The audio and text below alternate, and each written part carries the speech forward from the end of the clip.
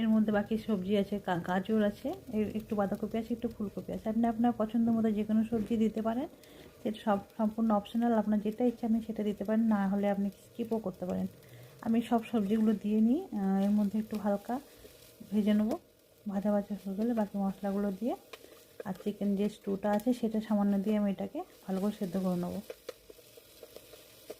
আমার সবজিগুলো মোটামুটি সেদ্ধ হয়ে এসেছে। এর মধ্যে একটু লবণ, বাকি মশলা একটু চিকেন মশলা আছে, কাশ্মীরি লঙ্কার গুঁড়ো, একটু হলুদ গুঁড়ো দিয়ে আমি সবজিটাকে রেডি করে নেব।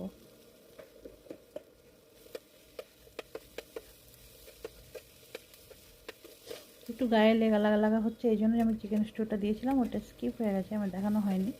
তারপর আমি পাস্তাটা দিয়ে ভালো করে এটাকে নেড়ে নেব।